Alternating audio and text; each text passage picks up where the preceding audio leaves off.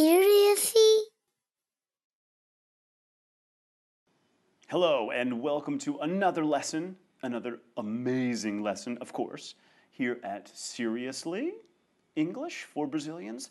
My name's Josh Cashel. This lesson is going to be an interesting lesson, as they all are, because we're going to talk about building your vocabulary. Probably one of the most, if not the most important thing you need to know in order for your English to be really good is vocabulary. English has a vast vocabulary, huge lexicon. Of course, we don't use all of the words in it. That would be impossible. But the more words you know, the more you can manipulate the language, the more you can use it to your advantage and improve communication. And that's what speaking is all about. So in this lesson, we're going to take a look at a way that you can increase your vocabulary by playing with words a little bit. And it's always fun to play with words. And what we're going to do in this lesson is take little nouns, just random nouns that we know and love, add the suffix y to the end of them to create completely new adjectives. It's such a geeky thing, but I love it. I absolutely love how you can transform and manipulate the language to form other words out of the blue and come up with some amazing, cool adjectives and at the same time build your vocabulary. And when you recognize that that little y at the end of some words has a certain meaning, and in this case it means having the characteristics of the particular noun. And we're going to see a whole bunch of examples in this lesson. So let's have some fun, shall we? Here we go. This is what we're going to be talking about. The suffix y. As I said, suffixes come at the end of a word. In this case, we're adding this suffix to a noun. We're going to talk about the weather. So what's the first thing we think about when we think of weather? Well, let me show you some of my amazing drawing. We've got this. What is this here? That's right. That's the sun. When the sun is shining during the day, we ask ourselves, what kind of day is it? In Portuguese, you say, é dia ensolarado. That's a tough word, ensolarado. Well, this is how you can make the change in English. What kind of day is it when the sun is shining? It is a sunny day. That's all you need to do. You add that little y, and it describes the day. Okay, so we have a sunny day.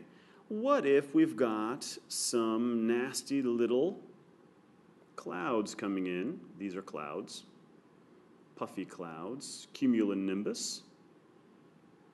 So we've got these clouds coming in. These are gray rain clouds.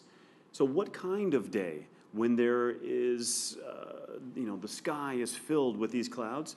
Well, it's very easy. We just follow this little y suffix rule, and you have cloudy. Dia nublado. A sunny day and a cloudy day. Well, what happens when it starts raining? Well, what's the noun? The noun is rain. Can you take a wild guess? If it's dia chuvoso, it is a rainy day. Pretty simple. So let's take a look at the weather here in Rio de Janeiro, all right? 1 second. We can see right here, this is our 5-day forecast for the weather in Rio de Janeiro. Tonight, unfortunately, it's going to be partly cloudy. There we go. There we see the word. This is right off the Weather Channel app on my iPad. Now tomorrow, we've got, again, a partly cloudy day, dia parcialmente nublado, but the sun is peeking out from behind the clouds. And then on Wednesday, we have a mostly sunny day. I've always found this interesting because if it's mostly sunny, there are still clouds, right? So isn't it partly cloudy also? Mostly sunny, partly cloudy, same thing. And then on Thursday, finally, it's going to be a really nice day. It's going to be sunny. And again, on Friday, it's going to be 32 degrees. That's the high. There is a 10% chance of rain, so it will not be a rainy day. it will be a sunny day, and we'll all be happy. So that was the first thing. This is weather. You also have, for example, if the wind is blowing, this is my representation of the wind. You have wind. What kind of day is it? I think you have it. It's a windy day. Now, in Portuguese, it's funny because dia ventoso, I guess you could say that, ventoso. In English, it's a windy day. The wind, in English, blows. The wind is blowing strong. It's a windy day. Now we're going to take a look at some other Y suffixes with people, how we can describe people. We're going to have some fun with this. Okay, we've got two pictures here. Yeah, I look kind of out of shape in that picture. I know. I need to start working out again. So we have a beautiful man and a beautiful woman. But what we're going to be talking about here is this guy, and we can use this mostly for men. And this is something that a woman might say, okay? This guy, he's straight out of a dream. He's something that women dream about, okay? So how can you describe him? What kind of man is he? He is he's dreamy. Oh, this is kind of an old school word that you hear from the 50s, but you may hear it from now and again. So he's kind of dreamy. You're not going to necessarily use it so much for women. And this is a man who is dreamy is from the perspective of a woman. She's looking at him, whoa, he's dreamy. Now, when we look at a woman from a man's perspective, all we think about is sex, of course. So we see that, and we describe this woman. What kind of woman? What's she like? She's sexy. Now, sexy can be used for women and for men. This guy's pretty sexy too, and this woman's super sexy. So those are two little adjectives that you can create using this suffix. We're going to see some more here in just a second. We've got two pictures here. The one on my left, this stuff is gross. This stuff is called slime. And slime is the gooey residue that forms on the surface of the water near sewage pipes and in still water. It's disgusting. It's really gross. And in the next picture, we have something that's just as gross. That is called slop. That's what pigs eat. That's what you call the food that pigs eat. It's called slop. And you can imagine a whole bunch of pigs eating their slop. It's not an organized event. It's pretty crazy and probably disgusting. So we're talking about people now. And we're associating them with slime and slop. So what kind of people are these? Well, someone who you associate with slime, you would call that person slimy. Ugh, someone slimy they're disgusting, they're unethical, they're immoral, possibly. And someone who would eat their food like a pig, well, they are called sloppy. Now you have to add that little extra P there just for spelling purposes. No worry about that. So there's slimy and there's sloppy. So who do you think we're talking about here? Someone who is slimy, we could say, is this guy. He's a used car salesman. He's slimy. He's there to rob you. He's there to take advantage of you. And when we're looking at someone who's sloppy, well, of course, who else other than Homer Simpson? And you can see he's extremely sloppy in the way he dresses. He's sloppy in the way he lives. You can have sloppy work also. You don't do it well. You do it in a disorganized fashion. So those are a couple adjectives that you can use to describe people.